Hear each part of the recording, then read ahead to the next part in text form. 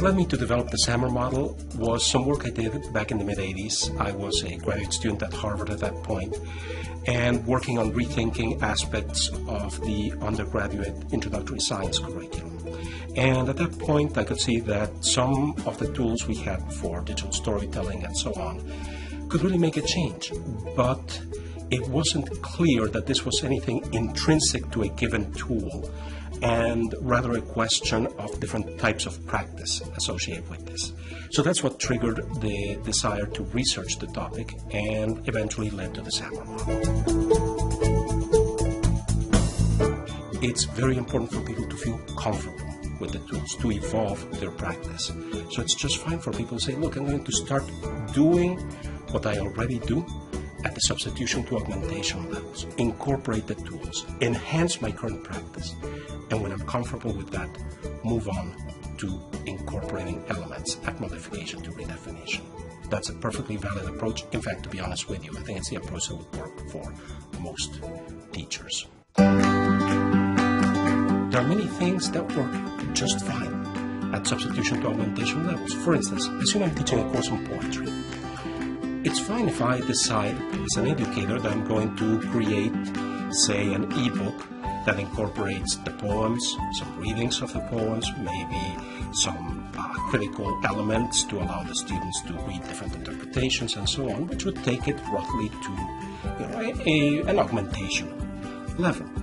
But it's not necessary to say, well, now what do I do with this book, so that the very act of reading the poems is at the modification to redefinition levels. That's just fine. You can say, well, what else in my practice of teaching literature am I going to incorporate that is at the modification to redefinition levels? The difference between augmentation and modification is whether you're essentially reproducing what you were doing before in your practice, or you're significantly modifying it but keeping the heart of the matter. So let me give you an example. Suppose that I'm teaching geography. Okay? If I'm using maps, digital maps, to teach geography, and I say to students, well, I want you to create maps of, let's say you're studying Egypt. I want you to create maps of Egypt that outline archaeological sites that you're interested in, and that also outline areas that were important agriculturally. You start to see, well, do these in two different layers, so you can see correlations between the two of them, etc. Link the archaeological sites to resources on the sites. All of that is quite wonderful. Now, suppose that you're saying, okay, I'm using digital maps, but now I'm not just going to ask the students to replicate what I would have done with traditional paper maps. Instead, I'm going to say I still want them creating maps because it's important for them to develop the understanding of geography. But I'm going to ask them to create the maps in such a way that they're interacting with each other, so that they create the digital maps in shared sites, and they use them as gateways to each other's knowledge. So now one student is very interested in the archaeology aspects, and that student focuses on things like, where were the temples? Another student is very interested in commerce.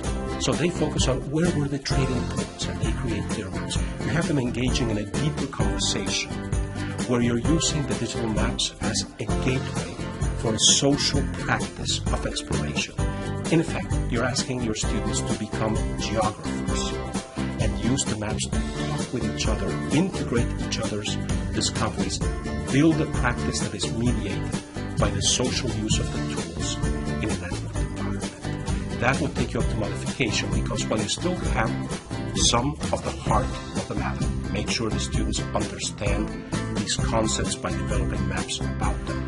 You've significantly modified it by changing it from something they do individually to something they would do socially, where in effect they're acting as peer mentors to each other.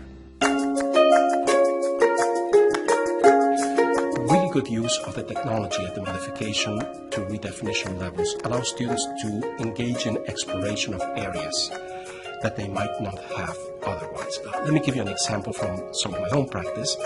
I have a background as a chemist, and in particular, one of the fascinating things that we can do with the technology is we can bring students into how chemists think at a much deeper level, even at the beginning of of their studies than we otherwise could, because we have tools for visualizing molecules.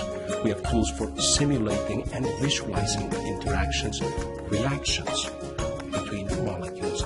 And we have the tools for students to say, well, can I take some experimental data and not just play with a couple toy experiments, but actually do some real analysis based upon what I've understood.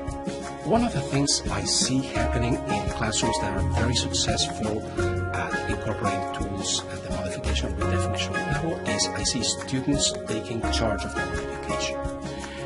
Those are classrooms where the students aren't just waiting for something to happen. They're the classrooms where students say, oh wait, we've been doing this, but I also want to do this other thing, and I can see a better way of doing that.